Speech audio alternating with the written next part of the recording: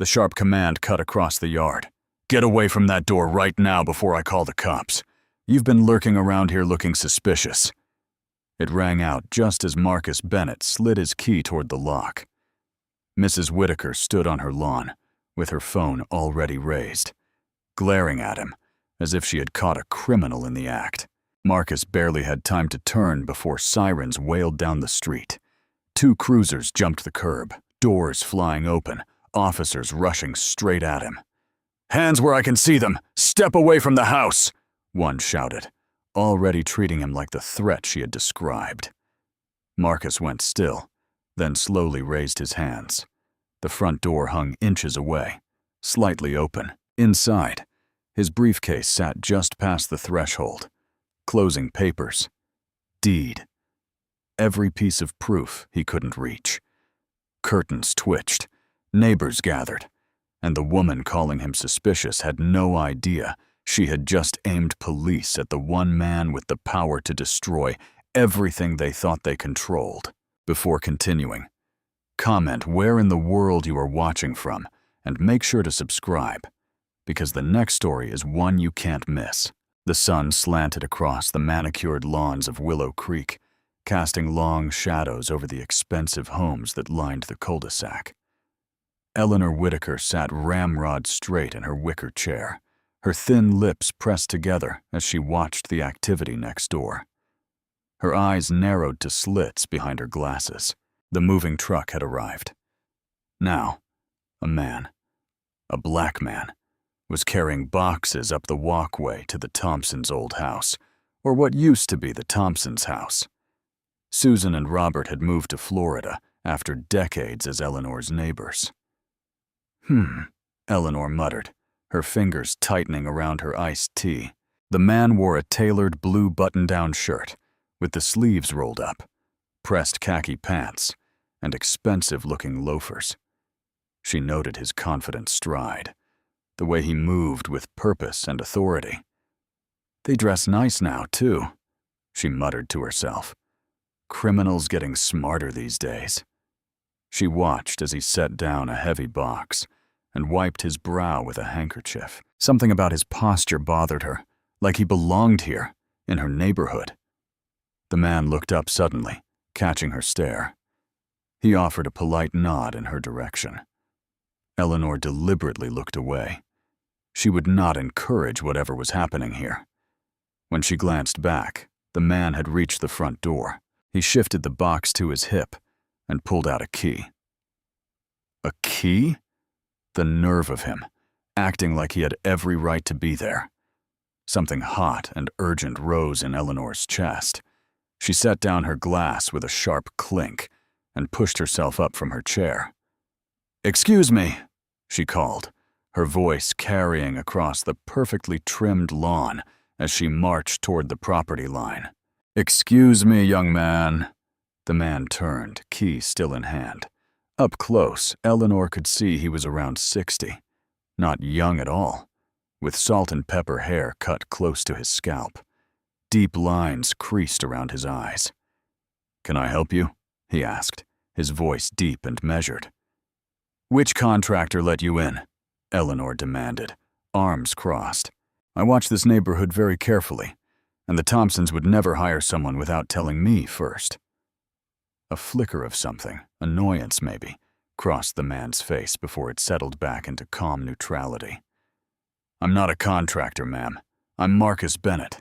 I own the house." Eleanor let out a sharp laugh. The sound was brittle in the quiet air. "You expect me to believe that? I've known Susan and Robert Thompson for decades. I know who they would and wouldn't sell to." "And what exactly does that mean?" Marcus asked, his voice still even, though something hardened in his eyes. "It means I know the Thompsons, and they wouldn't sell to your—" She paused deliberately. "Kind." Marcus Bennett stared at her for a long moment. "Ma'am, I purchased this house legally. I'm moving in today. Now, if you'll excuse me." "I don't think so," Eleanor said. Her hand was already digging in her pocket for her phone. "I'm calling the police." "That's unnecessary," Marcus said, setting down his box. I have all the documentation. But Eleanor was already dialing, turning away slightly as she pressed the phone to her ear. 911, what's your emergency? Came the operator's voice. Yes, hello, Eleanor said, her voice suddenly trembling with manufactured fear. I need to report a break-in. There's a man at 425 Magnolia Circle in Willow Creek. He's trying to force his way into the Thompson house. I think he might have some kind of tool. He's very aggressive. Marcus's eyes widened. Ma'am, that is absolutely false. Eleanor turned away, lowering her voice. Please hurry. I don't feel safe. He's threatening the whole neighborhood just being here. When she hung up, she faced him again with renewed confidence. A slight smile pulled at her thin lips. The police will be here soon, she announced, folding her arms across her chest. They'll sort this out. Marcus Bennett looked at her for a long moment. Do you understand what you've just done? He asked quietly. You filed a false police report. I've reported a suspicious person, she snapped. The officers will decide what's true. In the distance, sirens wailed, growing louder. Marcus carefully set down the box he'd been holding. His face betrayed no fear, only a profound weariness and something that might have been disappointment. Eleanor stepped back to her own property line, a sense of righteous satisfaction flowing through her. The sirens grew closer, their wails splitting the peaceful day. Now, let's see what the truth is, she said coldly, watching as 2 police cruisers rounded the corner, lights flashing against the pristine facades of Willow Creek's exclusive homes. 2 police cruisers tore down the quiet street, sirens wailing, and screeched to a halt in front of Marcus's new home. The sudden commotion drew curious faces from behind curtains and onto front porches, all along the cul-de-sac. One by one, neighbors stepped outside, their expressions a mix of alarm and fascination. Officer Ryan Fletcher burst from the first vehicle, hand already hovering near his holster.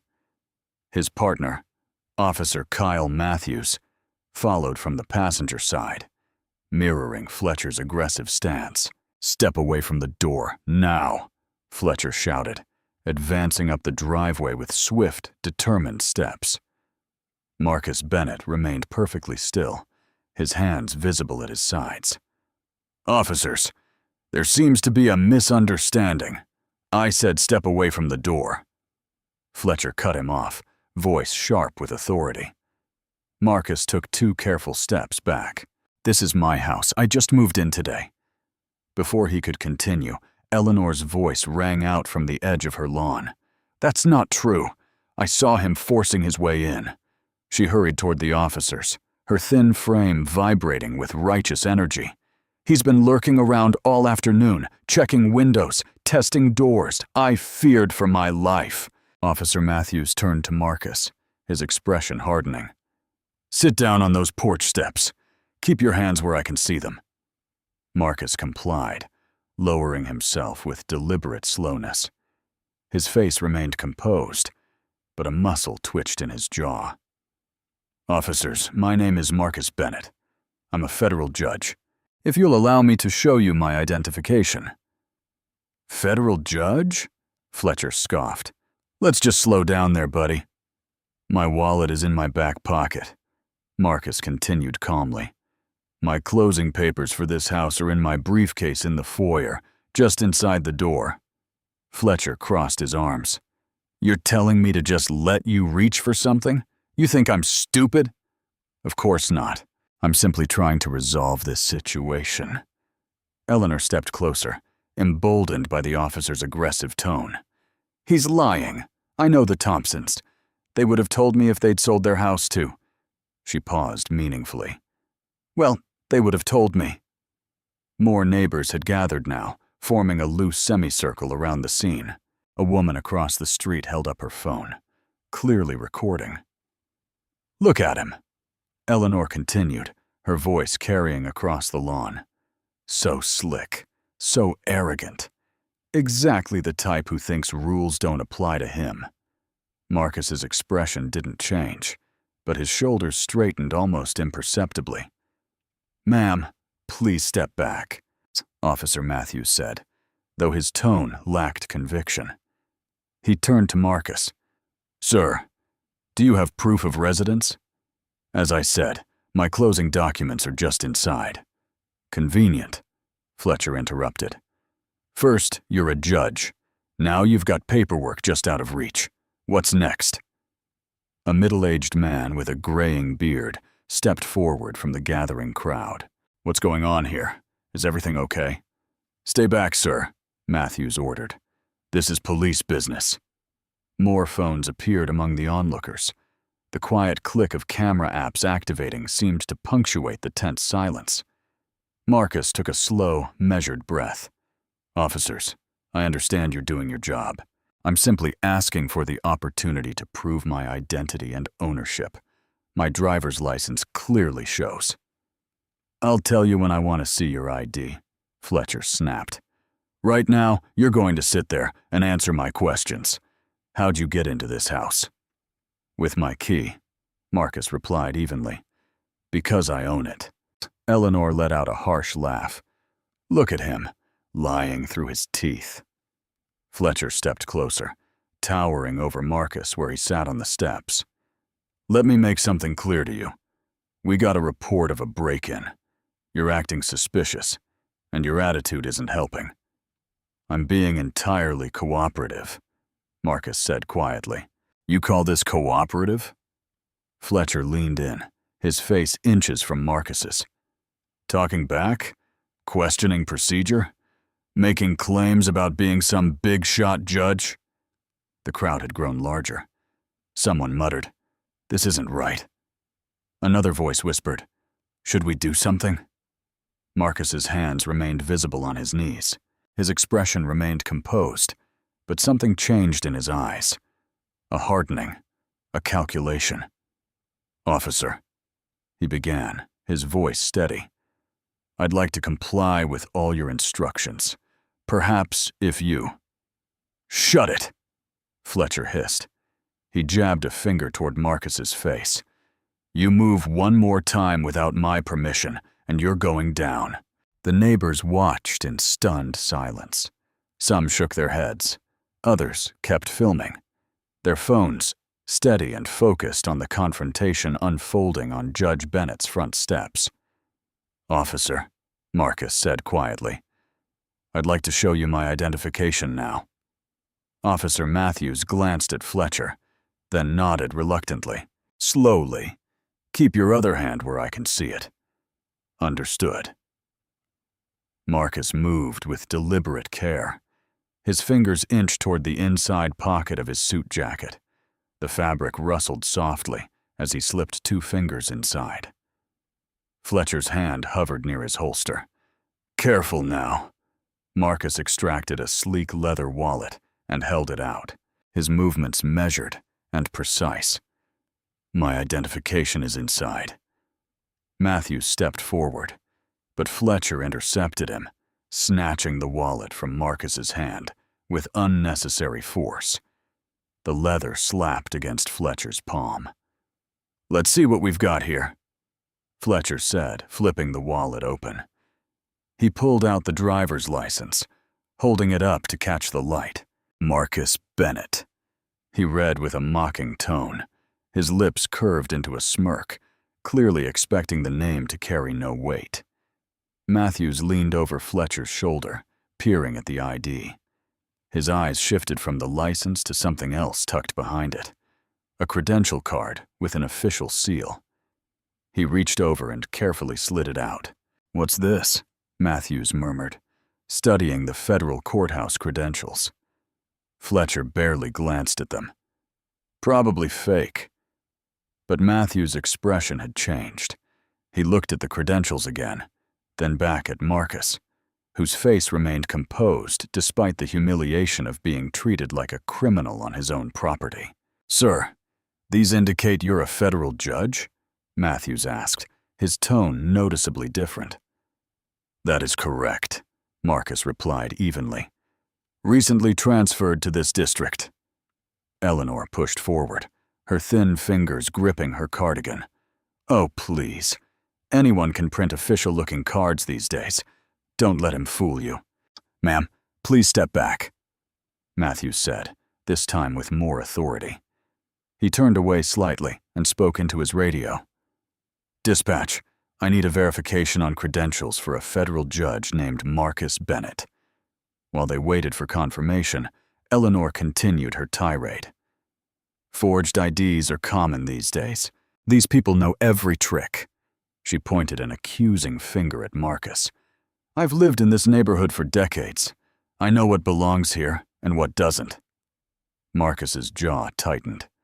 The careful control he'd maintained throughout the encounter was still there, but something shifted in his posture. He stood taller, his shoulders squared.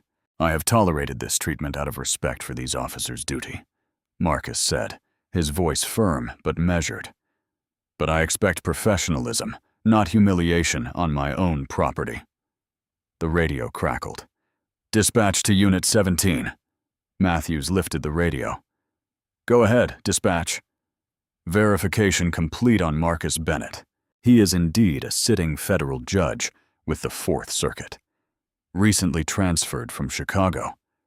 Confirmation came direct from courthouse administration." The atmosphere shifted in a single breath.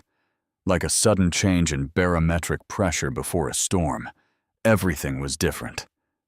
Officer Matthews straightened immediately, his demeanor transforming. Fletcher took a half step back, his face flushing red beneath his tan. "Sir," Matthews began, his voice suddenly respectful, almost deferential. "I apologize for the misunderstanding."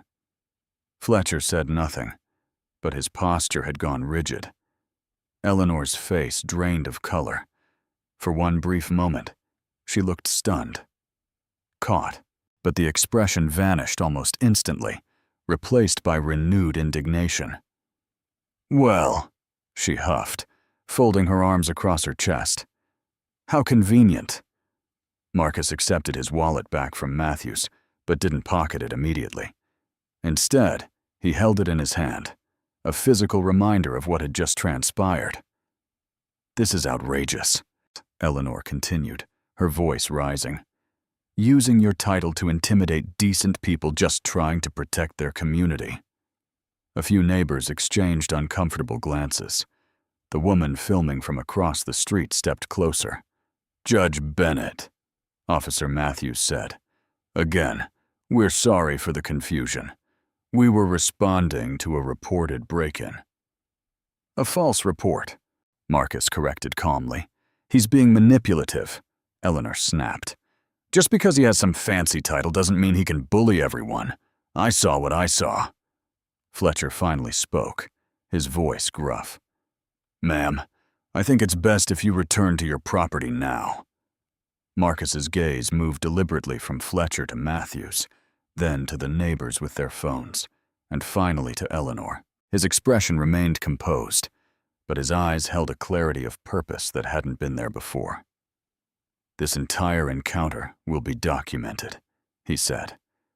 The tension hung in the air like a physical weight. Phones continued to record the scene unfolding on what had started as a quiet day in Willow Creek.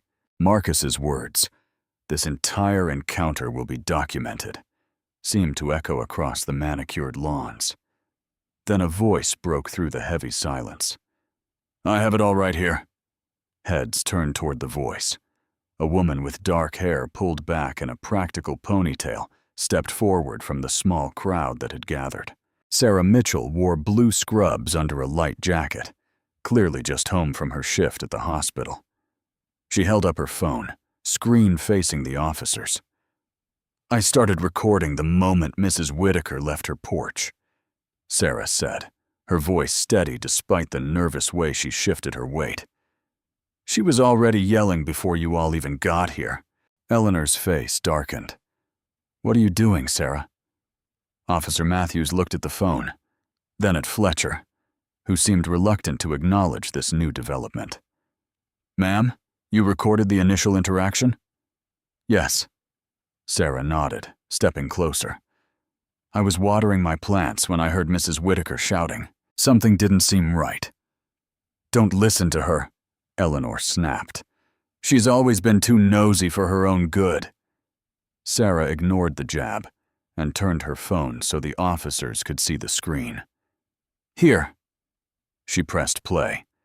The video showed a clear view across the street, Eleanor marching across her lawn toward Marcus, who stood with a box in his arms. The audio was surprisingly clear in the quiet neighborhood. Who let you in here? Which contractor gave you those keys? Eleanor's voice demanded from the recording. I own this home, ma'am, came Marcus's calm reply. Liar! Eleanor's recorded voice shot back with venom. I know the Thompsons. They would never sell to your kind. Then several neighbors shifted uncomfortably. Someone muttered, Jesus, Eleanor. The recording continued, showing Eleanor backing away while pulling out her phone.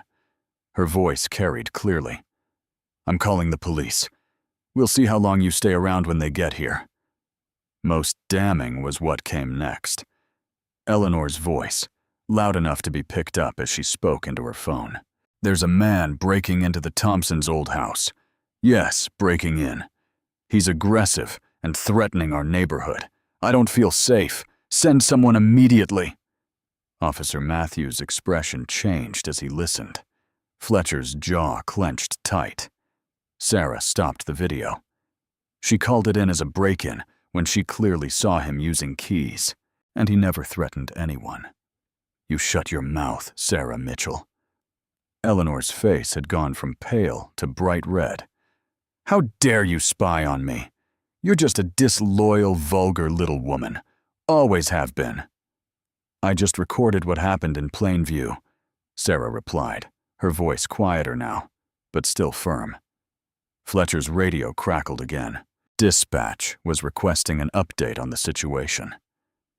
Turning against your own neighbors for some stranger, Eleanor continued, her finger jabbing toward Sarah. You're too stupid to understand what you're doing. That's enough, Matthews cut in, his voice sharp. The authority that had been directed at Marcus earlier was now aimed at Eleanor. Marcus turned slightly toward Sarah. Thank you for speaking up, he said simply. It was like throwing gasoline on a fire. Eleanor exploded. This is ridiculous. The whole street is being turned upside down for one suspicious man with fancy papers. She waved her arms wildly. What's next? Are you all going to roll out a red carpet for him? Throw a parade? A heavy silence followed her outburst. Marcus remained still, his expression controlled. But Sarah saw something flicker in his eyes. The insult had landed. The neighbors were watching now with open discomfort. What had started as neighborhood drama had morphed into something uglier, something that exposed fault lines none of them wanted to acknowledge. Officer Matthews looked truly embarrassed. He exchanged a glance with Fletcher, whose expression had transformed entirely. Fletcher wasn't looking at Marcus anymore. He was staring at Eleanor, anger evident in his rigid posture. But it wasn't anger on Marcus's behalf. It was the frustration of a man who felt a situation slipping from his control. Sarah held her phone tight, like a shield. I can send this video to you both, she offered. Matthews nodded. That would be helpful, ma'am. The sun was beginning to set now, casting long shadows across the once pristine scene. What should have been Marcus's first evening in his new home had turned into a public spectacle. Fletcher stepped away, turning his back to the group and speaking quietly into his radio. When he returned, he leaned close to Matthews and spoke in a low voice. We need to separate her and ask this again. Fletcher and Matthews exchanged glances before turning toward Eleanor. The neighbors formed a loose semicircle, watching the drama unfold on what should have been just another quiet evening in Willow Creek. Sarah kept her phone up, still recording. Mrs. Whitaker, Matthews said, his tone now official. I need you to tell me exactly what you reported to dispatch when you called 911. Eleanor's shoulders straightened. I reported a suspicious person breaking into the Thompsons' house. That's what I saw. But you saw him use keys, Fletcher pointed out, his notepad now in hand. Well, yes, but Eleanor's hands fluttered. He could have stolen them, or made copies. And what did you tell dispatch about his behavior? Matthews pressed. I said he was... She paused, eyes darting between the officers. He was lurking around all afternoon, looking in windows, checking if anyone was watching. Sarah stepped forward. That's not true. My video shows him carrying boxes directly from the moving truck to the front door. Nobody asked you, Eleanor snapped. Fletcher held up a hand. Ma'am, please continue. Did you report that the suspect was threatening you? Eleanor's face flushed. Yes, he was threatening. The way he moved, the way he looked at me. How exactly did he threaten you? Matthews asked. He didn't say anything specific, but I could tell. Her voice rose. He was acting like he owned the place. Matthews' expression hardened. Mrs. Whitaker, he does own the place. A ripple went through the watching neighbors. Someone whispered something, and someone else hushed them. Eleanor's pride seemed to curdle before their eyes, transforming into something darker. Her face twisted. You don't understand what's happening here, she said, her voice shaking. This neighborhood was safe before he showed up. You think I don't know what happens next? Men like him move in, and suddenly we're all supposed to pretend we don't notice the danger. We're supposed to ignore our instincts because someone might call us names. Her words fell like stones into still water. The whole street seemed to freeze. Even Officer Fletcher winced visibly. Marcus Bennett stood perfectly still. He hadn't moved since the questioning began. He said nothing, but his silence carried more weight than if he'd shouted. His eyes never left Eleanor's face. Mrs. Whitaker, Matthews said carefully, are you suggesting that Judge Bennett represents a danger solely because of his race? Don't twist my words. Eleanor's voice shot up. I'm talking about property values, about safety, about standards. She jabbed a finger toward Sarah. Ask her why she's defending him. What's she getting out of it? Sarah stepped back, clearly shocked by the accusation. I recorded what happened, Sarah said firmly. That's all. Liar! Eleanor lunged toward Sarah, her hand reaching for the phone. Give me that. You've been recording me without permission. Fletcher moved with surprising speed, stepping between them. That's enough. Eleanor tried to push past him. She has no right. That's my privacy. Mrs. Whitaker, Fletcher said, his voice now cold and formal. Please step back and put your hands where I can see them. What? Eleanor froze, disbelief spreading across her face. Based on the evidence before us and your own statements, I'm detaining you for filing a false police report and attempting to interfere with evidence in an active investigation. This is insane. Eleanor's voice rose to a shriek. I called you for help. I'm the victim here. Fletcher reached for his handcuffs. Please turn around, ma'am. You can't be serious. She looked wildly around the circle of neighbors. James, Patricia, are you going to let this happen? They're humiliating me in front of everyone. No one stepped forward. No one spoke up. This is your last warning, Fletcher said. Turn around and place your hands behind your back. With visible shock, Eleanor complied. The metallic click of the handcuffs seemed unnaturally loud in the evening air. Eleanor Whitaker, you are being detained for filing a false police report, Fletcher recited. You have the right to remain silent. As Fletcher continued reading her rights, Matthews turned to Marcus. Judge Bennett, I want to formally apologize for this incident. We'll need statements from you and any witnesses. Marcus nodded once. I understand procedure, officer.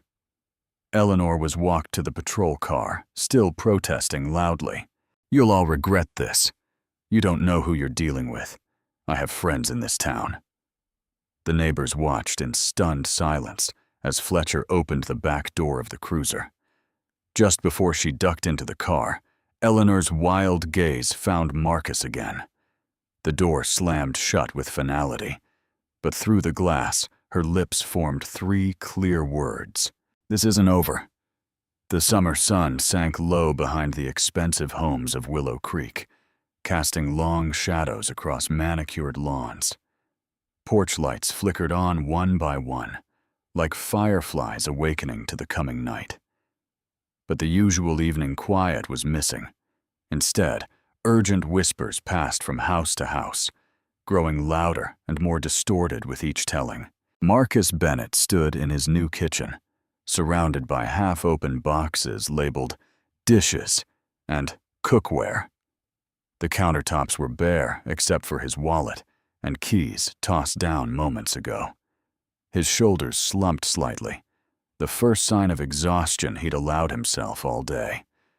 Through the open window, fragments of conversations drifted in. But calling the police has to be more to the story. Whitaker wouldn't just make things up. He closed his eyes briefly and took a deep breath. This was supposed to be his fresh start, a place to build something steady after years of temporary apartments near different courthouses, a place that could eventually feel like home. The doorbell rang, startling him. His hand tensed automatically before he forced it to relax. Through the peephole, he saw Sarah Mitchell standing on his porch, holding a canvas tote bag and looking nervous. When he opened the door, she gave him a tight smile. "I thought you might need these." She pulled out several bottles of water and a container of what looked like homemade pasta salad. Moving day is always chaotic. Even without, her voice trailed off. "Without the police being called on you?" Marcus finished, his voice steady but tired. "I'm so sorry," Sarah said, stepping just inside the doorway when he gestured her in. "I should have said something sooner. When I first saw her watching you, I knew she was going to cause trouble. That's why I started recording. But I should have stepped in before it got that far." Marcus took the offerings and placed them on a nearby box. "You stepped in when it mattered most. That video might be the only reason those officers changed their approach." Sarah glanced around at the boxes. "Do you need help unpacking anything? I feel like I should do something." "You already have," Marcus said. "Standing up to a neighbor isn't easy, especially one like Mrs. Whitaker." Outside, voices grew louder. Through the window, they could see small clusters of neighbors gathered on the sidewalk, some gesturing toward Marcus's house, others shaking their heads. "They're taking sides already," Sarah sighed. "The Millers and Jacobsons always follow Eleanor's lead.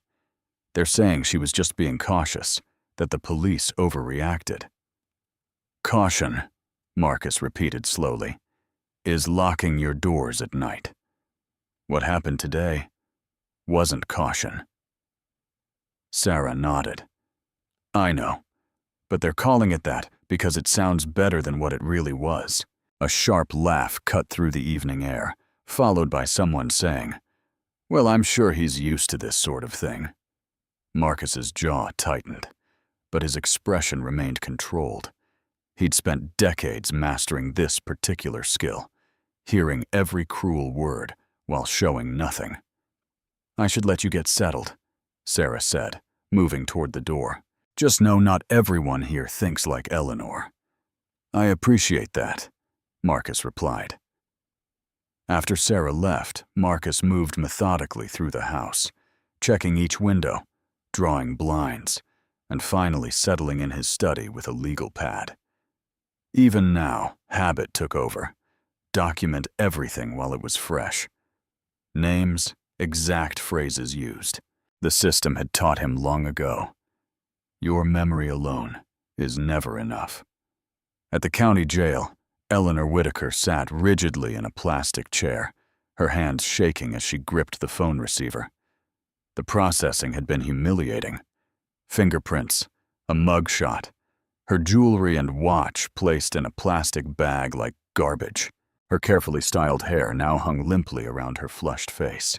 "Richard," she said into the phone, her voice wobbling between anger and tears.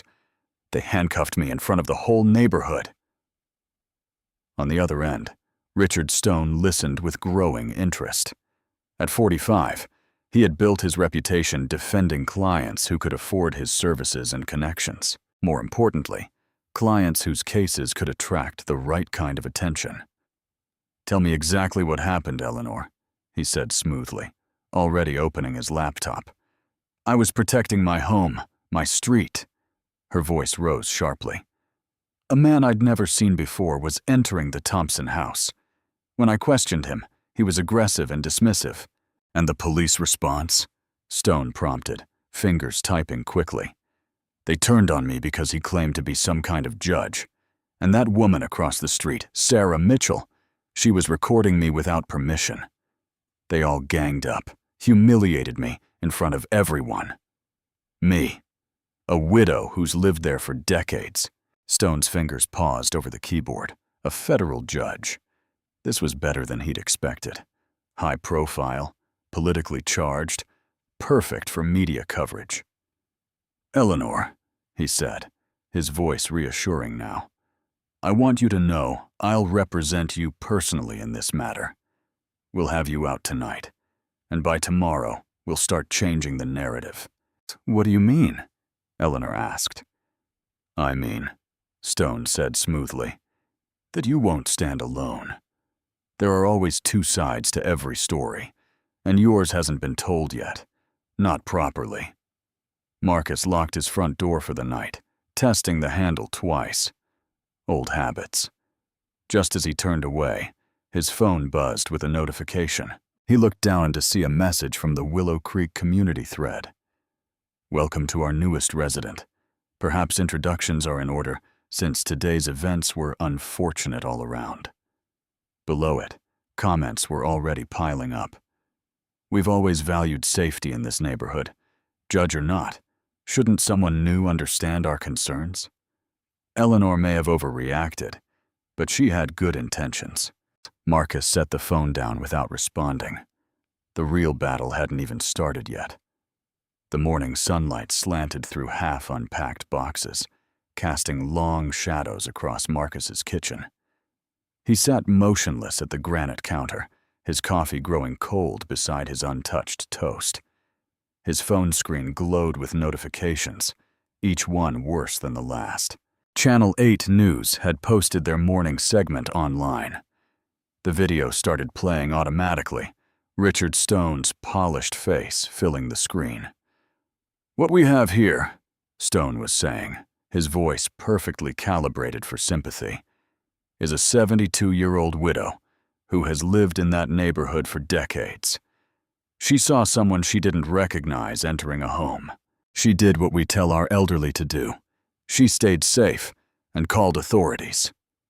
The anchor nodded with practiced concern. "And she was arrested for this?" "Handcuffed on her own lawn," Stone replied, shaking his head sadly. "Mrs. Whitaker wasn't acting out of malice. She was acting out of genuine fear. Our neighborhoods are changing. That's reality. And when a senior citizen feels threatened, should we punish her for it?" Marcus's jaw tightened. The segment never once mentioned that he was the homeowner, never clarified that Eleanor had lied to dispatch. The words "federal judge" appeared briefly in a caption, but the story wasn't about his credentials. It was about painting Eleanor as a victim. His phone buzzed again, an email from the Post requesting comment, then another from the Tribune, then a text from his daughter. "Dad, are you seeing this stuff online?" Marcus opened his social media accounts and immediately wished he hadn't. The comments were flooding in. Another black man playing the victim card, when he could have just shown ID. Why destroy an old lady's life just because your ego got bruised? Who does this judge think he is?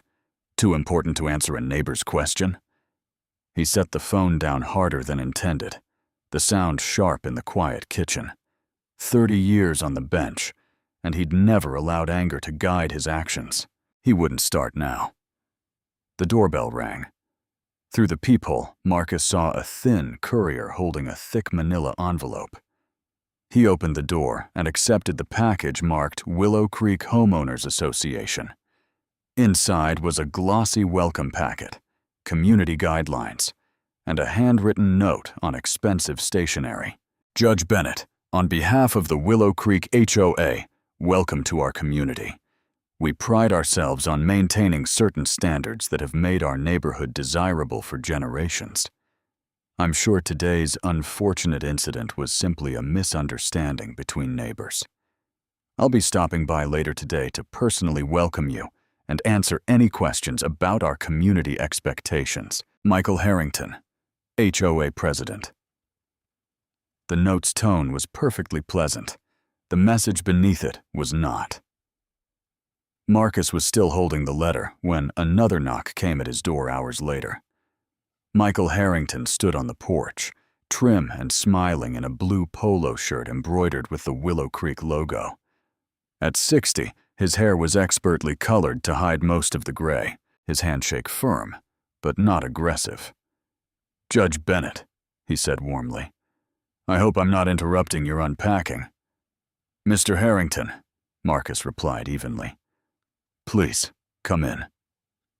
Michael stepped inside, his eyes sweeping the boxes and furniture with quick assessment. "I wanted to personally welcome you," he said, "and to express our regret about today's misunderstanding." "Is that what you call it?" Marcus asked quietly. Michael's smile didn't falter. "Eleanor Whitaker has been through a lot. Widowed young, devoted her life to the school system. Sometimes her passion for this community comes across strongly. She lied to police dispatch and called me threatening." Michael nodded sympathetically. "Fear makes people say things they don't mean.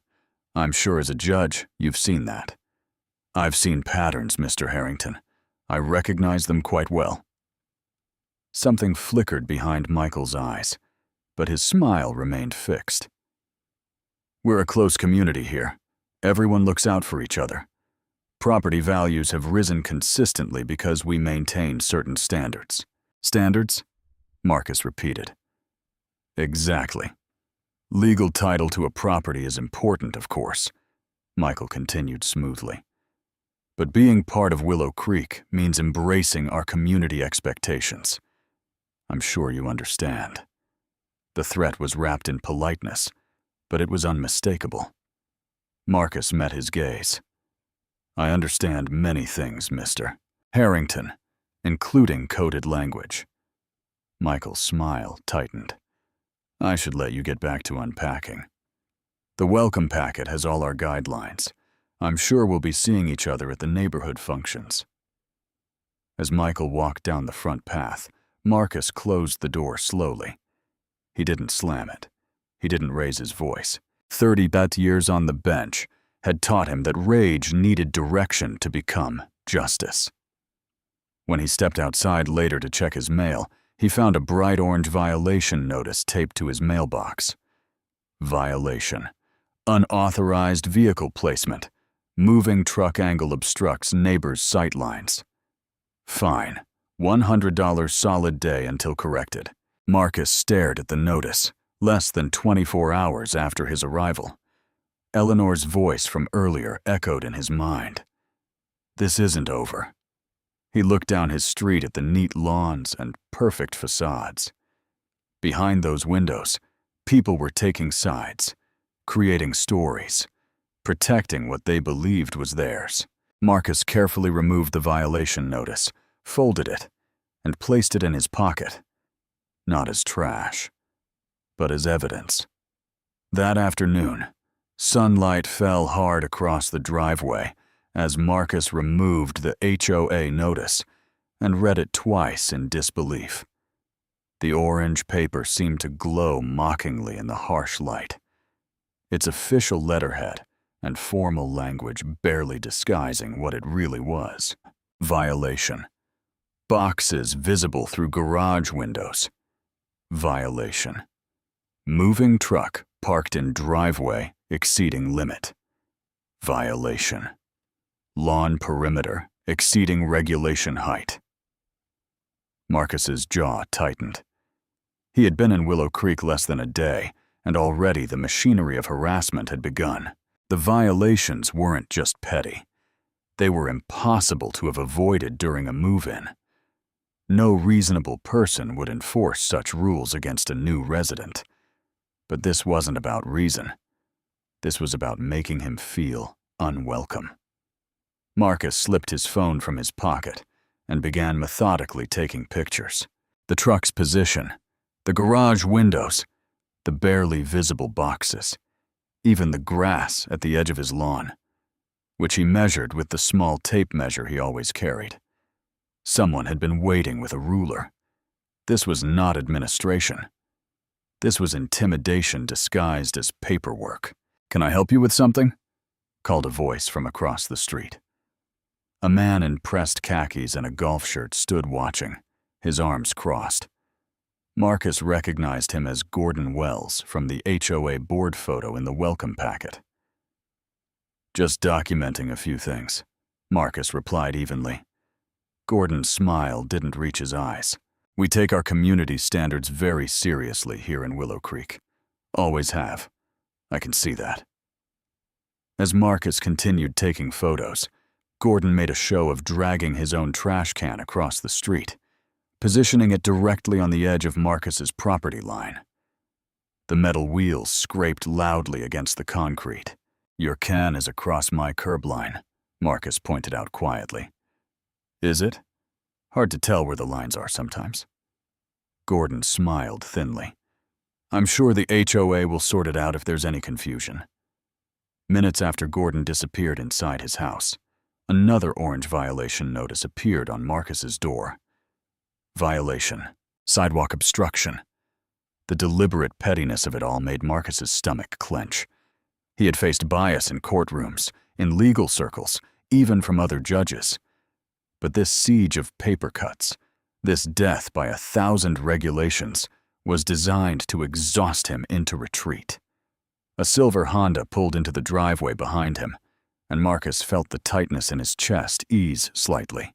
Emma stepped out, her braids pulled back in a practical ponytail. Her eyes tired from the drive from Baltimore, but alert as she took in the scene. "Dad," she said, embracing him. Her hug lingered a moment longer than usual. "I came as soon as I could get away from the office." "You didn't need to drop everything," Marcus said, though the relief in his voice betrayed him. Emma's eyes caught the orange notice in his hand. "What's that?" "Welcome wagon," he said dryly, handing it to her. She scanned it, her expression darkening. "Sidewalk obstruction? Are they serious?" "Very." Marcus gestured toward Gordon's trash can. "That appeared minutes ago.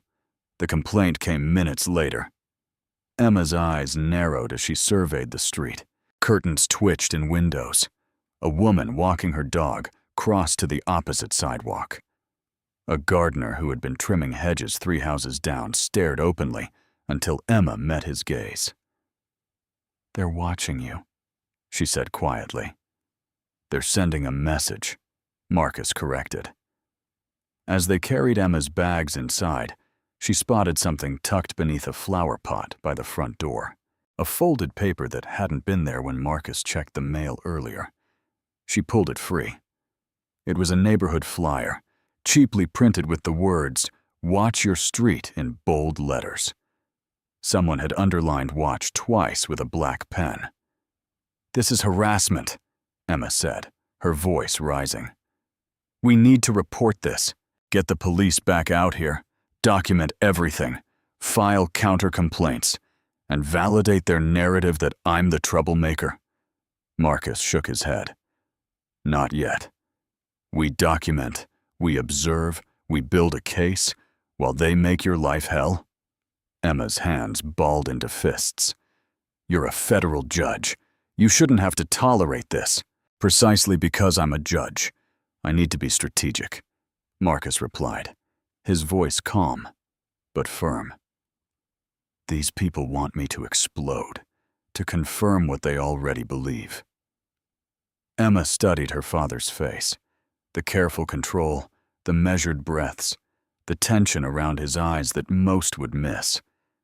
She had always admired his restraint, his dignity, but now, For the first time, she wondered what that restraint cost him.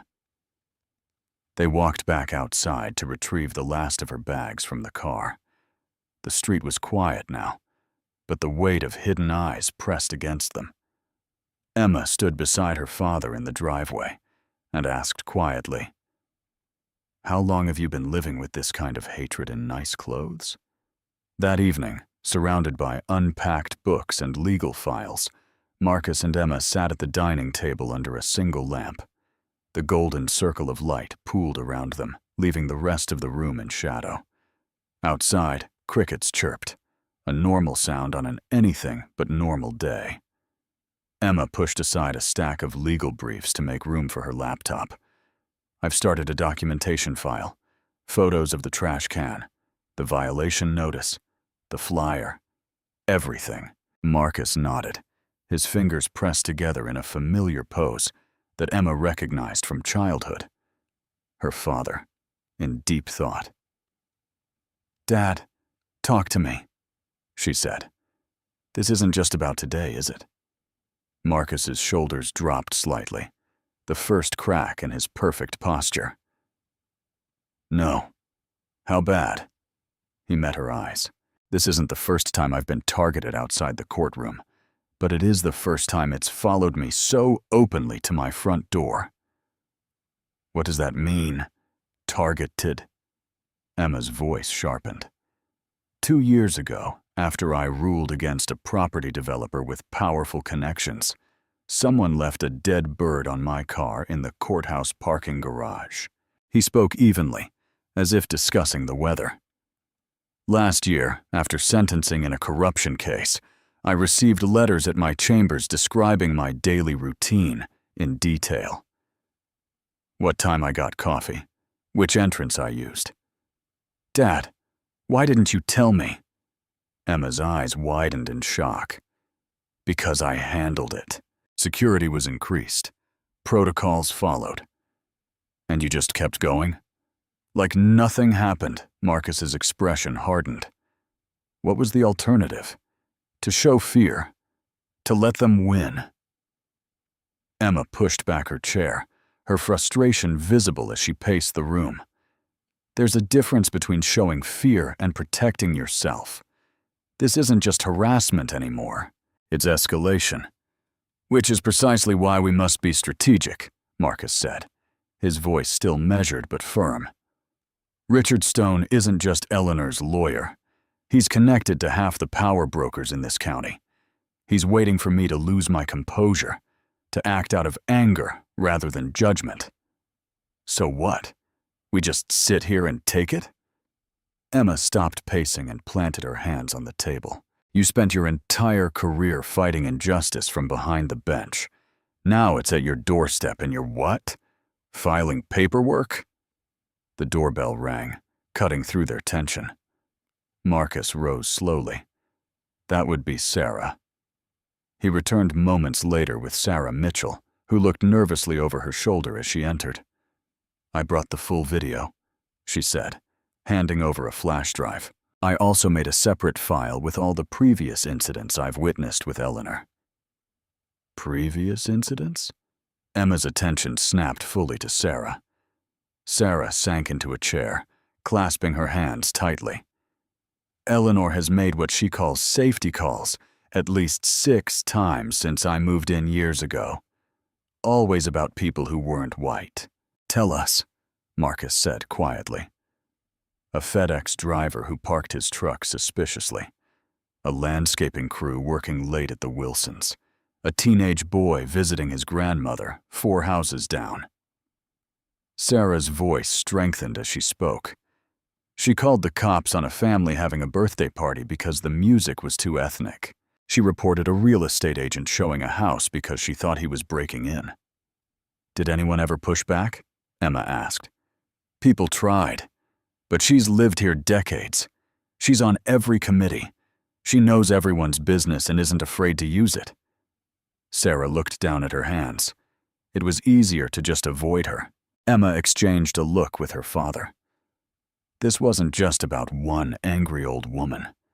This was a pattern of behavior that an entire neighborhood had normalized. "Dad," Emma said, "this changes everything. This isn't just about what happened to you." Marcus nodded slowly. "No, it's not. I have contacts at the Equal Justice Coalition," Emma said, already typing rapidly. They specialize in housing discrimination and community pattern cases. If Eleanor's been systematically targeting people of color with false reports, that's actionable.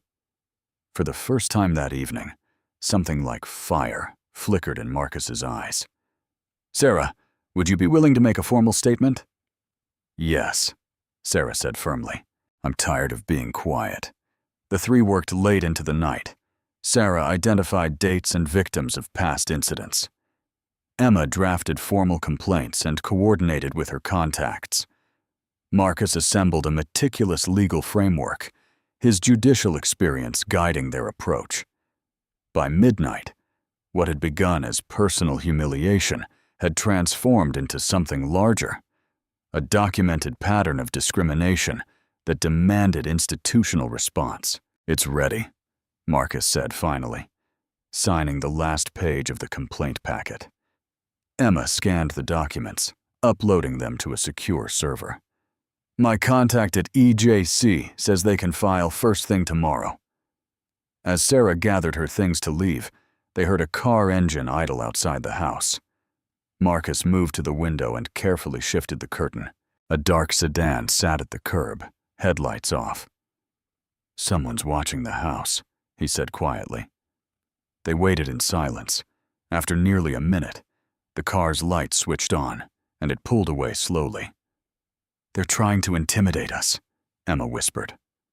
Marcus's expression remained unchanged, but his voice carried new resolve.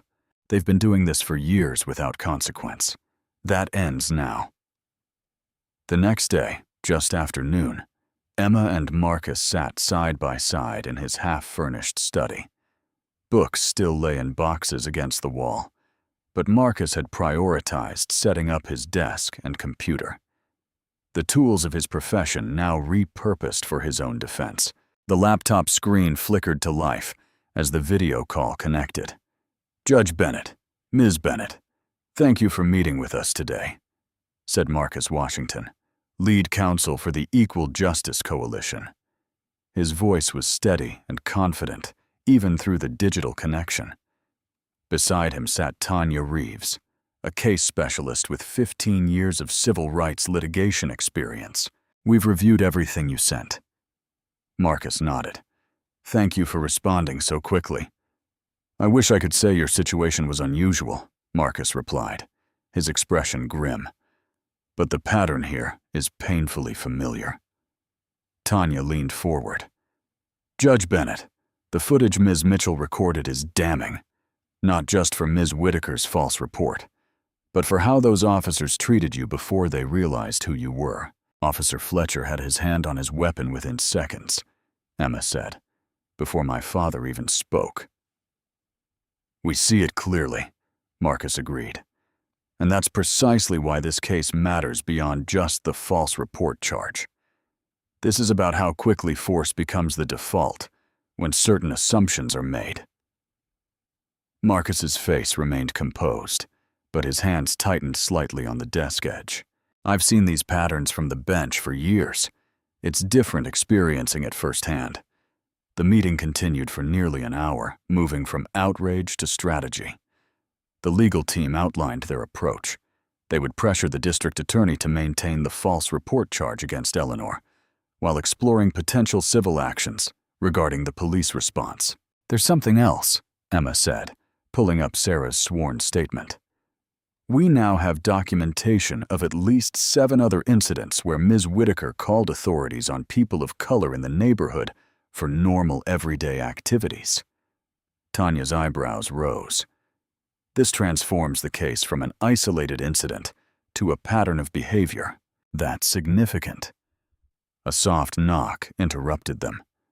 Sarah Mitchell stood in the doorway, looking nervous but determined. "I'm sorry to interrupt," she said. "I just wanted to drop off these." She handed Emma a folder containing statements from 2 other neighbors willing to document Eleanor's history of targeted calls. "This helps tremendously," Marcus said, when Emma shared the new information. "And we've had a development on our end. Officer Matthews' attorney reached out this morning." "Matthews?" Marcus asked. "The younger officer?" "Yes. He's indicated he may be willing to cooperate if this escalates.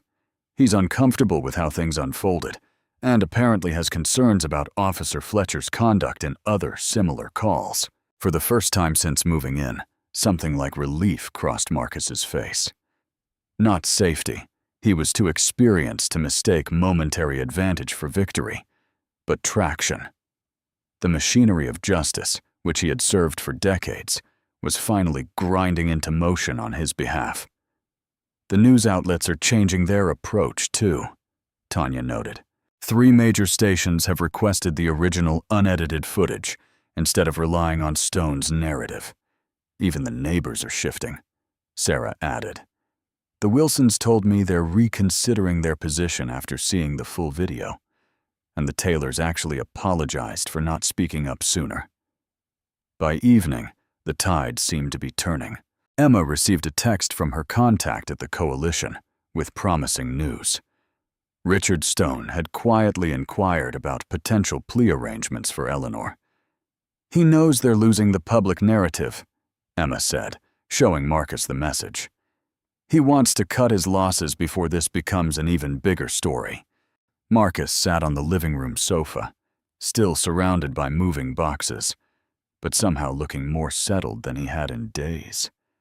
Perhaps Eleanor will finally face real consequences for her actions. "We're turning the corner, Dad," Emma said, her voice warm with cautious optimism. "People are finally seeing the truth." Marcus allowed himself a small nod. "Justice takes patience, but I learned long ago never to count victories before they're secured." "Just take one moment to breathe," Emma insisted. "One moment to hope." Marcus closed his eyes briefly, permitting himself that single breath of possibility. When he opened them again, he looked fractionally lighter. Later that night, Emma sat cross-legged on the guest room bed, scrolling through news updates on her phone. Her expression suddenly shifted from satisfaction to shock. The color drained from her face. "Dad!" she called, her voice tight with alarm. "Dad, you need to see this!" Marcus appeared in the doorway, a book still in his hand.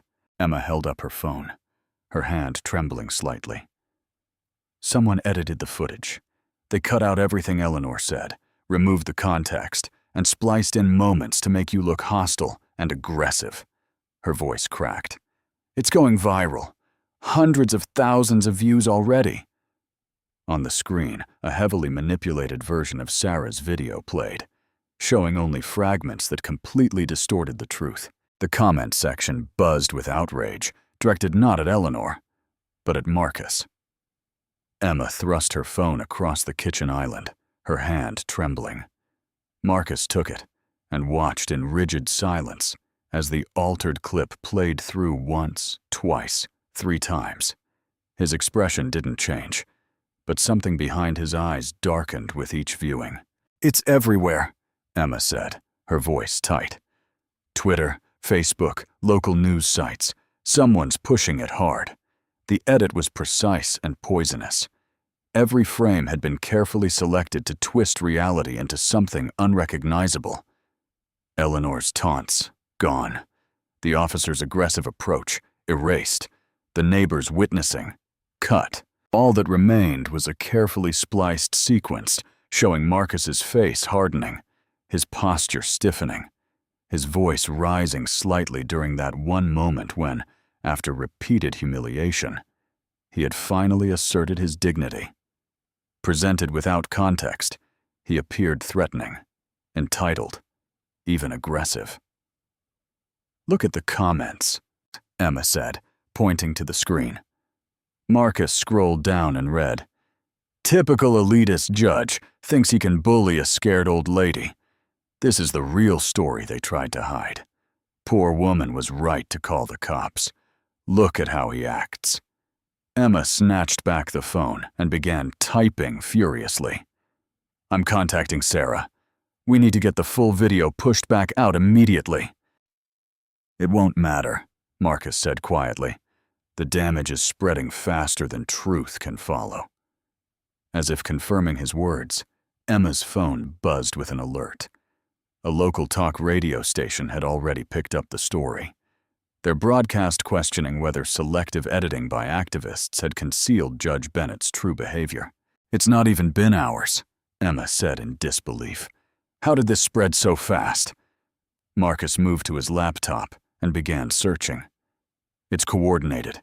Look, the same accounts sharing it, the same talking points in the comments. This isn't organic." Emma paced the kitchen like a storm in human form, her footsteps hard against the tile floor. "This is Stone. Has to be." He knew they were losing, so they manufactured a new reality. As if summoned by her accusation, Richard Stone's face appeared on a news update. The attorney stood outside the courthouse, looking somber and reasonable in the glow of camera lights. "While I can't speak to who released this additional footage," Stone said, his voice measured, "I believe it provides important context that was unfortunately missing from earlier narratives." Mrs. Whitaker's response now appears quite understandable given the full picture. "Full picture?" Emma shouted at the screen.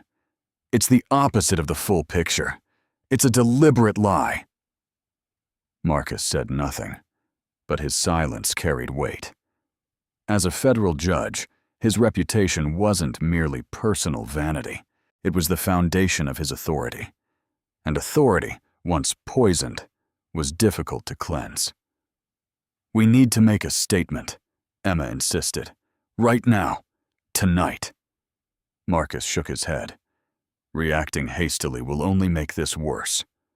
"Worse? Dad, they're painting you as the aggressor. The news cycle is already shifting back against us." "I know." Marcus's voice remained steady, but the lines around his mouth deepened. "This isn't just about Eleanor anymore, or even Stone." Emma stopped pacing and stared at him. "What do you mean? This level of coordination means something larger. Look how quickly it spread, how perfectly timed the messaging is. This isn't just a neighborhood feud anymore."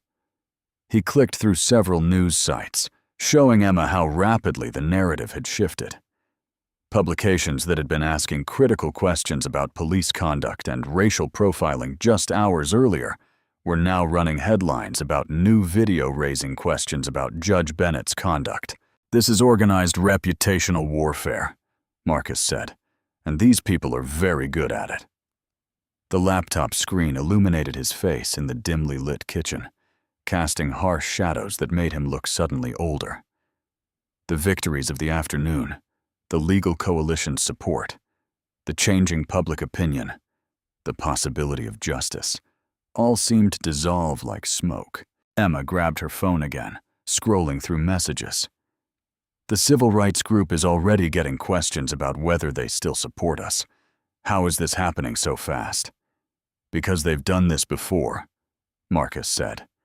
"This wasn't improvised. They had this strategy ready. What hurt most was seeing how eagerly people accepted the distortion. The edited clip gave perfect cover to everyone who had wanted him discredited from the beginning. The neighbors who resented his presence, the beach officers embarrassed by their conduct, the community members uncomfortable with what Eleanor's actions revealed about their neighborhood. "I'm calling everyone we know," Emma said, her voice rising. "News contacts, legal allies, social media people." "No," Marcus interrupted, his tone firm. "We need to be strategic, not reactive. Being strategic didn't stop this from happening." "No, but it will determine what happens next." Marcus closed his laptop with a quiet click that somehow felt louder than if he'd slammed it. He looked at Emma, and the expression on his face sent a chill through the room. It wasn't anger, or what, or even determination. It was something colder, something forged through decades of watching justice twisted and delayed, but never entirely denied. "This wasn't a mistake," he said with chilling calm. "It was built." The morning before sunrise, Marcus was already dressed, reviewing timelines, screenshots, and property records at his desk. His desk lamp cast a small pool of light in the otherwise dark house. The coffee beside him had gone cold, untouched. Sleep had been a luxury he couldn't afford. Emma found him there, papers spread across the surface in careful piles. "You didn't sleep at all, did you?" she asked, leaning against the doorframe. "I slept enough," Marcus said without looking up. His voice was clear and focused, showing no trace of the emotional blow from the night before. Emma approached the desk. "What's all this?" "The beginning of understanding," Marcus replied, finally looking up. "This isn't about defending myself anymore. It's about exposing what's really happening in Willow Creek." Instead of the reactive anger many would expect, the outrage that would feed perfectly into the narrative Stone had crafted, Marcus had spent the night mapping connections. He'd pulled property records, HOA meeting minutes, complaint histories, and legal filings. What emerged wasn't random hostility, but a pattern of coordinated control. "I need you to trace those accounts," Marcus said, pointing to a list of social media handles. "Find out who posted the edited clip first, and how it spread so quickly." Emma nodded, already pulling out her laptop. By morning, she had her first breakthrough. "Got it," she said, turning her screen toward her father. "The first 3 accounts that shared the clip all follow the same digital marketing firm, Apex Consulting. And guess who Apex lists as a major client?" "Richard Stone," Marcus said, unsurprised. "Not just him. They've worked for Michael Harrington's development company, too." Marcus added this information to his growing map. These aren't coincidences. The doorbell rang just after morning. Sarah Mitchell stood on the porch, holding a thick manila folder.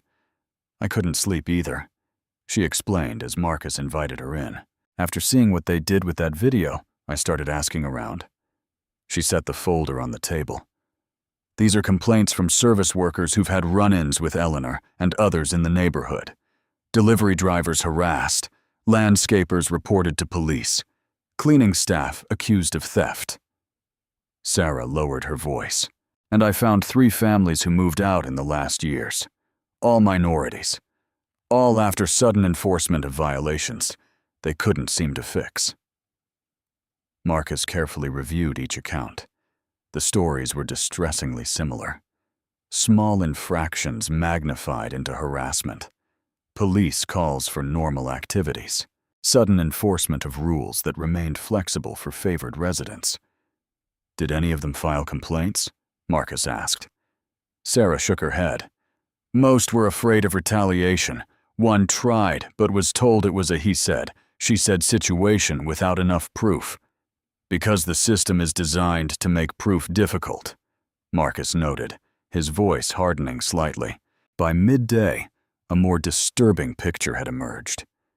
Michael Harrington's development company had bought 4 homes in the neighborhood after their owners faced harassment.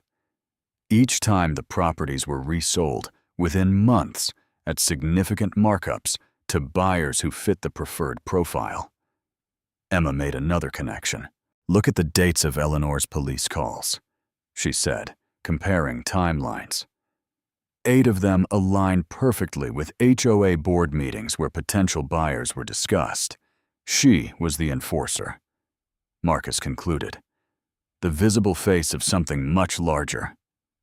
Around afternoon, Marcus received a call from an attorney representing Officer Matthews. The younger officer wanted to meet discreetly. An hour later, they convened at a coffee shop miles from Willow Creek. Matthews looked nervous, but determined.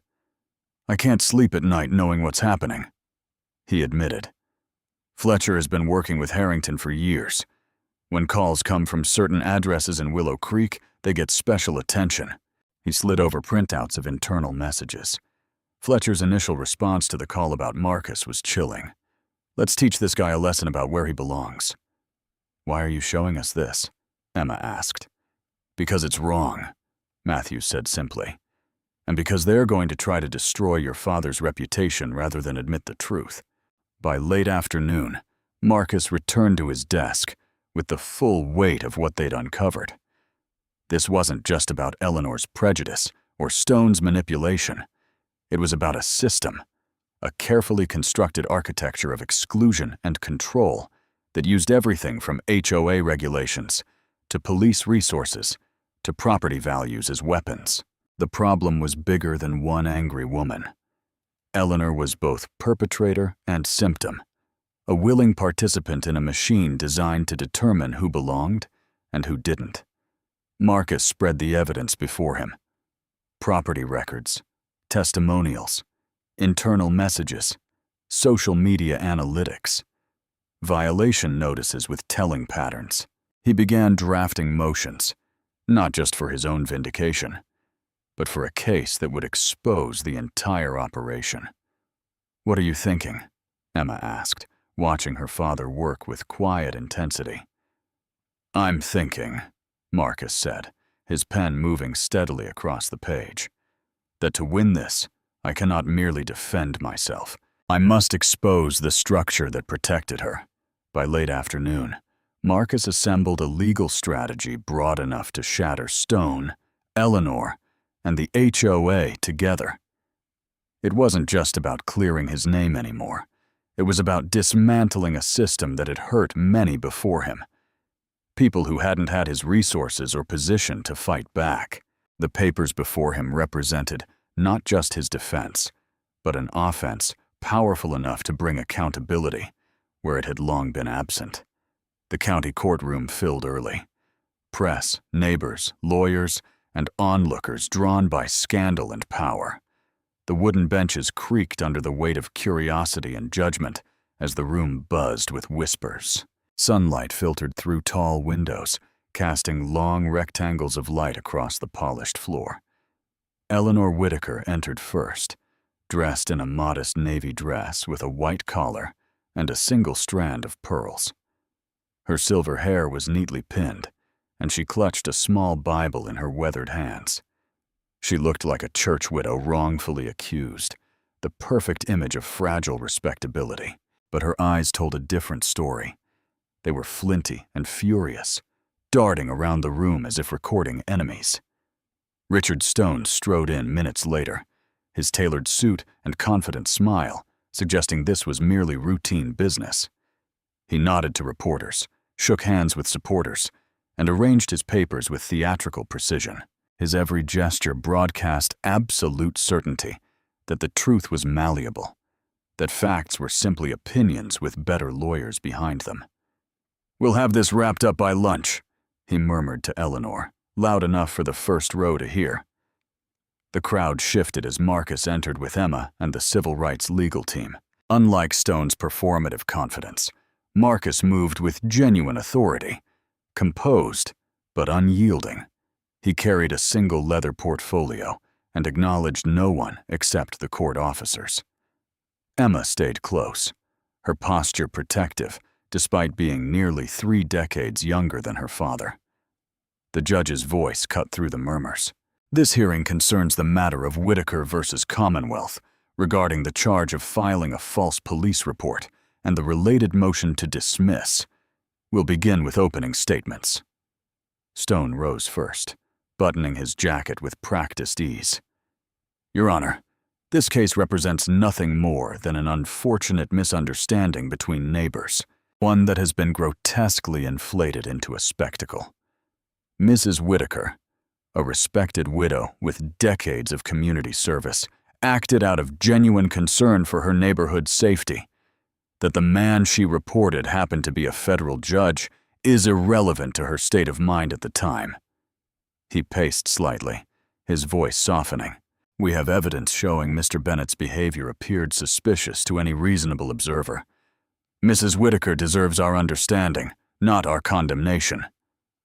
The civil rights attorney, Damon Washington, stood next, Your Honor, what happened to Judge Bennett wasn't a misunderstanding. It was the visible portion of a systematic pattern of discrimination and harassment. Today, we will present not only the original unedited footage of the incident, but evidence proving that the viral video circulating online was deliberately manipulated to misrepresent the truth.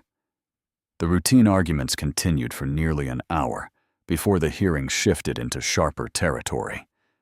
Washington signaled his assistant, who queued up a large monitor. Your Honor, we would like to present the complete, unedited footage of the incident alongside the dispatch audio and time-stamped metadata. The courtroom fell silent as Sarah's original recording played in full, without edits. Eleanor's hostility was unmistakable, her words clearly prejudiced before any interaction occurred. The dispatch audio revealed her escalating claims about threats that never happened. A digital forensics expert testified next, methodically explaining how the viral video had been altered after Eleanor's arrest. These timestamps and edit markers are conclusive. Approximately seconds of Mrs. Whitaker's most inflammatory statements were removed, and Judge Bennett's responses were rearranged to appear unprovoked. Stone objected repeatedly, his voice growing tighter with each interruption. Speculation. Relevance. This technical jargon confuses the issue. Judge Martinez overruled him each time, her patience visibly thinning. Sarah Mitchell took the stand next, her nurse's scrubs exchanged for a simple blouse and slacks. I started recording because I've seen Mrs. Whitaker do this before, when she testified steadily. She speaks one way to people's faces, and another way behind their backs. That day, I heard her voice from across the street. She was already accusing him before the police arrived. Officer Matthews followed, his uniform pressed, but his expression uncomfortable. We approached the scene with weapons ready because dispatch relayed threats that weren't occurring, he admitted. Our department protocol was influenced by the address the call came from. Certain neighborhoods get different response standards. Stone's objections grew more desperate, but the damage was spreading. Then came the former residents, 3 families who had moved away after targeted harassment.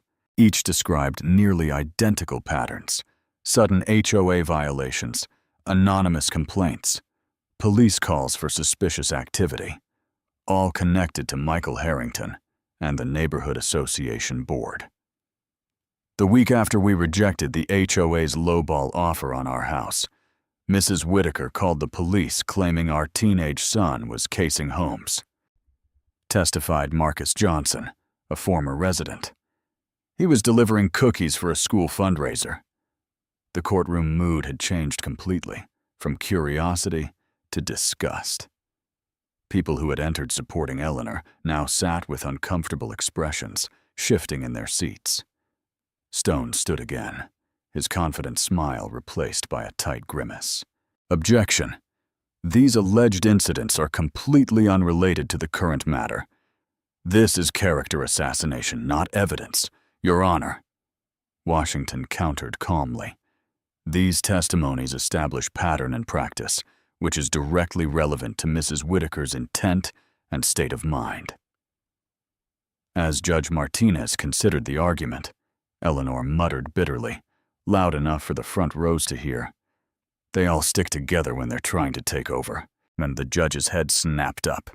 Mrs. Whitaker, you will refrain from commentary. Stone touched Eleanor's arm in warning, but the damage was done. Her words hung in the air like smoke. Objection overruled, Judge Martinez declared. The pattern evidence is admissible in full. Stone's shoulders sagged slightly as he realized the judge wasn't going to save him. For the first time since entering the courtroom, his confidence visibly cracked. He shuffled his papers, glanced at Eleanor with poorly concealed frustration, and turned to face the bench again. A man suddenly aware he was standing on quicksand, not solid ground. That afternoon, after a brief recess, the courtroom reconvened with an electric stillness no one mistook for calm. Bodies leaned forward on hardwood benches. Papers remained unshuffled. Even the usual whispers had died away, leaving only the soft hum of the ventilation system and the occasional clearing of a throat. Judge Martinez returned to the bench with a face that revealed nothing. She adjusted her glasses, arranged the papers before her with practiced precision, and looked up at the packed gallery. "Before I deliver my findings," she began, her voice clear and measured, "I want to remind everyone present that this courtroom is a place of law, not personal grievance. The evidence presented today has been substantial and troubling." Eleanor sat rigid beside Stone, her fingers gripping her purse so tightly her knuckles had gone white. She wore the expression of someone certain they were right, despite all evidence to the contrary. Across the aisle, Marcus sat with perfect posture, his face a study in disciplined neutrality. The judge cleared her throat. "Based on the evidence presented, including unaltered video footage, witness testimony, and digital forensic analysis, this court finds the following." She looked directly at Eleanor. Mrs. Whitaker knowingly filed a false police report on the afternoon in question. She deliberately misrepresented facts to emergency dispatch, creating a potentially dangerous situation. She escalated the encounter with deliberate lies and interfered once the truth surfaced. Judge Martinez paused briefly. "Her age does not excuse malice, nor does claimed fear justify fabrication." Eleanor's face flushed red, but the judge continued without pause. "Furthermore, this court finds sufficient evidence to refer Attorney Richard Stone for disciplinary review by the State Bar Association and possible criminal inquiry for distributing manipulated evidence and attempting to poison a judicial proceeding." Stone flinched visibly, his practiced composure finally cracking. "Finally," the judge continued, "based on the pattern evidence presented today, I am ordering Michael Harrington and the Willow Creek Homeowners Association into immediate investigation for discriminatory enforcement practices spanning years." The room seemed to exhale all at once, a collective release of breath no one realized they'd been holding. Reporters scribbled frantically. Sarah Mitchell closed her eyes briefly in relief. "Mrs. Whitaker," Judge Martinez concluded, "you will face criminal charges for filing a false report, with sentencing to be determined at a later date. Your bail is revoked effective immediately due to continued behavior that suggests you remain a threat to community harmony." That was when Eleanor erupted. "This is insane!" she shouted, rising from her seat despite Stone's desperate tug at her sleeve. "The world has gone completely mad. Men like him," she jabbed a finger toward Marcus, "ruin everything decent. He doesn't belong here. None of them do." Her voice cracked with rage. "You're all afraid to say it. Afraid to protect what we built. Now look what happens. A good woman treated like garbage for trying to keep her neighborhood safe." The outburst stripped away the final layer of pretense. Several spectators gasped. Others looked away, embarrassed or disgusted. The mask of concerned elderly neighbor had fallen completely, revealing the raw prejudice beneath. Two deputies moved toward Eleanor as she continued ranting. "You're punishing me for what everybody thinks, for what everybody knows is happening to our communities. It's not fair. It's not right." Stone had physically distanced himself from his client, sliding his chair several inches away. His face had gone ashen. "Mrs. Whitaker, control yourself," Judge Martinez ordered sharply. "You are in contempt of court." Emma gripped Marcus's hand under the table, trembling with vindicated anger. Her eyes were bright with unshed tears, not of sorrow, but of relief, of justice finally delivered. Marcus did not smile. He did not frown. He simply watched the system finally do what it should have done from the start. As the deputies reached Eleanor, she tried to shake them off, her dignity forgotten in her rage. "Don't touch me! I did nothing wrong, nothing any decent person wouldn't have done. Remove her from the courtroom, Judge Martinez ordered. The deputies took Eleanor's arms firmly, but not roughly, guiding her toward the exit. As she was led out again, this time with no illusion of innocence, she turned her head toward Marcus, mouth open for one final barb. But he had already looked away, his attention focused on the papers before him, his expression revealing nothing of the storm that must have raged within. His refusal to engage, to feed her fury with his attention, seemed to deflate her more than any response could have. In that moment, the power dynamic that had defined their first encounter was completely reversed, and everyone in the courtroom could see it. Days later, on a bright Saturday morning, Marcus stood in his front yard with Emma, a young oak sapling, and a shovel beside freshly turned soil. The sun cast long shadows across the lawn, painting everything in the golden light of new beginnings. "You sure this is the right spot?" Emma asked, adjusting her gardening gloves. Marcus nodded.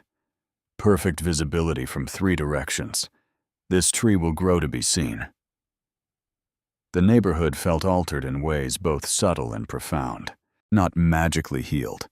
Prejudice never disappeared overnight, but undeniably changed. The silence that had protected bias now felt uncomfortable to maintain. People who had looked away now found themselves unable to avoid seeing. News coverage of the hearing had spread well beyond local stations. National outlets picked up the story of a federal judge profiled in his own driveway, the false police report, and the coordinated campaign to drive him out. Willow Creek's reputation as an exclusive enclave had been exposed for what it truly was, a community where exclusion had been weaponized. Marcus pressed the shovel into the earth, each movement deliberate. This wasn't just landscaping. It was a statement. "Michael Harrington left his resignation letter at midnight," Emma said, holding the sapling steady. "Didn't even have the guts to face anyone.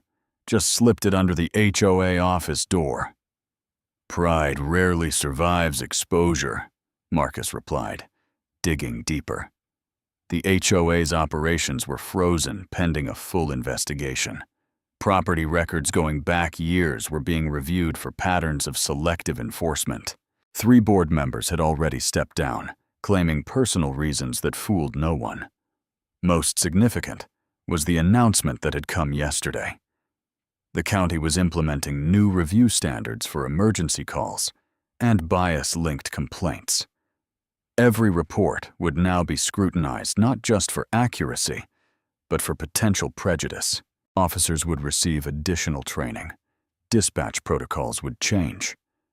"Small victory," Marcus had said when he heard the news. "No," Emma had corrected him. "This is exactly what big victory looks like. Policy change that outlasts emotion." Now, as they prepared the young tree's new home, Sarah Mitchell walked across the street toward them, carrying a watering can. "Thought you might need this," she said. "Oak trees need a good soak when they're first planted." "Perfect timing," Marcus said, stepping back from the hole. Sarah set down the watering can and studied the sapling. "Beautiful choice. These live for generations." "That's the idea," Emma said with a smile. They weren't the only ones outside that morning. Other neighbors had emerged too, some pretending to check mail or trim hedges, others watching openly. The Thompson family from 2 doors down approached hesitantly, their 10-year-old daughter carrying a small potted plant. "We thought maybe we could add this to your garden," Mrs. Thompson said awkwardly. "We should have said something that day. We're sorry we didn't." Her words were incomplete, but real, not asking for absolution, but offering acknowledgement. Marcus accepted the plant with a nod. 3 more neighbors came over during the next hour, each interaction stilted but necessary. Apologies weren't perfect, but they were beginnings. Others stayed behind curtains and closed doors, forced at last to live with what they had defended. Some would never change, but now their silence cost them something it never had before: community standing. Sarah helped Emma hold the young oak upright, while Marcus carefully lowered it into the freshly dug hole. The three of them worked together, packing soil around the root ball, creating a small ridge to hold water. "You know what I love about trees," Sarah said, patting down soil. "They don't care what people think. They just grow where they're planted." The act was simple, deliberate, and impossible to miss.